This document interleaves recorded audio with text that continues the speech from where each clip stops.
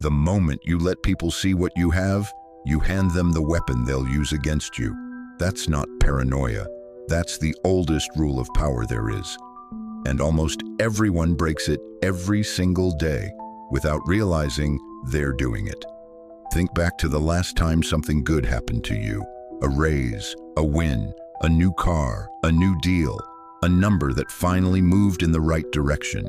And you told people because you were proud, because you wanted to be seen, and some of them smiled. But underneath a few of those smiles, something cooled. The congratulations came a half-second late, and not long after, the requests started arriving. The borrowing, the favors, the sudden sense that because you had more, you now owed more. You felt it, even if you couldn't name it. Announcing your good fortune cost you something, and it will cost you again every time until you understand the law underneath it. This isn't motivation.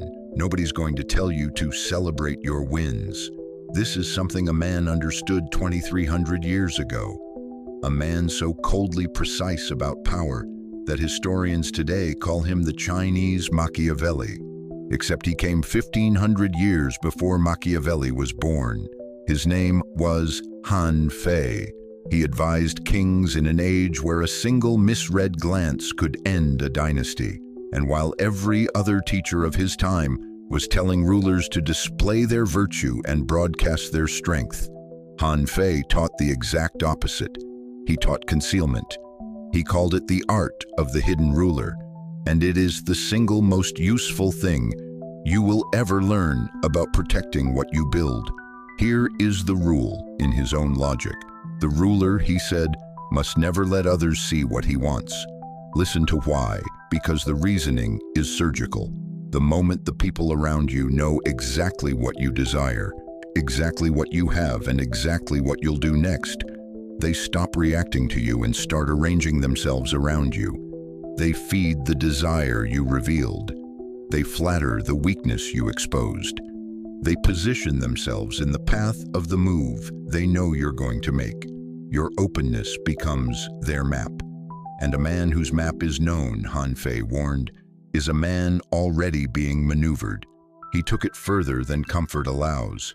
He said a ruler who shows what he treasures hands his rivals the exact location of his treasury. Every preference you reveal is a handle someone else can grab. So the wise ruler shows nothing. Still face, hidden wants, unreadable. And because no one can read him, no one can move him. Now, if you think this is just ancient court intrigue with no bearing on the modern world, let me introduce you to the richest man in American history. John D. Rockefeller built Standard Oil into an empire that controlled the vast majority of oil in the United States. And one of his defining traits, documented again and again, was secrecy. He conducted his most important arrangements quietly, through entities that didn't obviously trace back to him, acquiring rival after rival before the market even understood what was happening. Competitors would be approached to sell, often unaware of the full scope of the machine they were being folded into. Rockefeller revealed almost nothing of his hand until the move was already complete. He understood instinctively what Han Fei wrote down 2,000 years earlier. The man whose intentions stay hidden cannot be blocked, because no one sees the move until it's already made.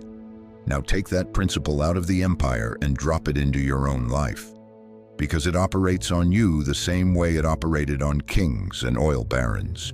The instant you broadcast that you're doing well, 3 things happen, and not one of them is on your side. First, your prices rise. The contractor quotes higher. The relative assumes you'll cover it. The friend reaches for the more expensive option because now they know you can. People never charge you what something costs. They charge you what they believe you can pay, and you just told them. Second, the hands come out. Visible success is a signal, and that signal travels straight to the people most interested in taking a piece. You showed the world your treasury, and then wondered why a line formed at the gate. Han Fei would not have been surprised for a second. And third, the subtle one, the one that does the most damage. You trap yourself. Once people have seen you up, you feel the pressure to stay up, visibly. You can't be seen pulling back, so you keep spending, keep performing, and the picture begins to eat the very wealth that created it. You become the prisoner of an image you volunteered for. And here the research backs Han Fei in a way that might surprise you. When studies looked closely at who the actual millionaires in America were, the finding was almost comic. Most of them looked nothing like it. They lived in ordinary houses, drove unremarkable cars, wore no logos worth noticing. The people draped in luxury were, very often, the ones drowning in payments to look the part. The genuinely wealthy had quietly done the opposite. They let the world underestimate them, and they kept their treasury invisible. The loud ones were performing wealth. The quiet ones simply had it. Pause for a moment and sit with that. Think of one thing in your life right now that you are showing the world, a success, a purchase, a number that would protect you far better if it stayed invisible. Just one. Hold it in your mind. Because most people have never once separated what's worth sharing from what only paints a target on their back. Now here is what makes this so hard to follow. You live inside a machine built to make you do the opposite. Every screen you hold rewards the announcement, post the win, show the upgrade, broadcast the milestone, and collect the little bursts of applause. But Han Fei would see that exchange for exactly what it is. You are trading away the single most valuable thing you have, being underestimated, for a few seconds of being seen. The applause is loud and instant. The cost is silent and arrives later, and the cost is always larger. Because being underestimated is not an insult. It is the most powerful position on the board. When no one thinks you have anything, no one reaches into your pockets. When no one knows your next move, no one blocks it. When no one envies you, no one works to pull you down. Consider how the most effective deal makers operate when something truly matters. A major acquisition, a sensitive negotiation. They don't announce it. They use intermediaries, hold their real intentions close, and let the other side guess. The serious players have always known that the moment your hand is visible, your leverage is gone. Han Fei wrote the rule. Centuries of quiet operators have proven it. Now, I want to be precise, because weak minds will misread this as dishonesty. Concealment is not lying. It is not pretending to struggle, not false modesty fishing for reassurance. Han Fei is not telling you to deceive. He is telling you to stop volunteering information that can only ever be used against you. There is a vast difference between a liar and a closed door. The first is a flaw in your character. The second is simply a refusal to arm people who have not earned your trust. Discretion is not weakness wearing a mask. It is strength that has learned to stay quiet. And once you grasp it, this stops being only a shield and becomes a weapon. Watch it in a negotiation.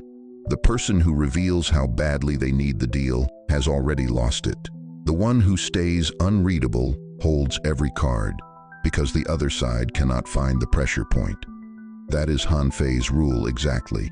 Do not show what you want, and they cannot use what you want. Watch it in your career. The person who announces every ambition hands their rivals a target and a schedule. The one who moves in silence arrives before anyone thought to block the road. Loud intentions invite resistance. Quiet ones simply succeed. And watch it with wealth itself. The genuinely free almost never look it. They let the world believe they are ordinary, and they let that belief do their work for them, because the man no one envies is the man no one obstructs. The truest power is not the kind that announces itself. It is the kind no one even knows to fear. So let's return to that good news you shared and the chill that followed it. You did nothing wrong by succeeding. The mistake was believing that success is meant to be displayed. It isn't. It is meant to be built, quietly, patiently, beneath everyone's notice, until the day it is so large, it no longer requires anyone's permission or applause to exist. So don't think about what you can show people. Think about who you are becoming. Not someone who needs to be seen winning. Someone who is winning so completely and so silently that the people around him never see it coming. And here's the thing. Han Fei was only one of them. China produced an entire generation of minds who saw this game with the same cold clarity. The merchant who built a fortune 3 times and let no one know the half of it. The strategists who reshaped kingdoms from the shadows and were never once caught in the light. We are decoding every one of them, one mind at a time. If this made you reconsider even one thing you were about to announce to the world, then you already understand why most people will keep showing their hand and keep wondering why the world keeps reaching in. A few won't. Decide which one you are.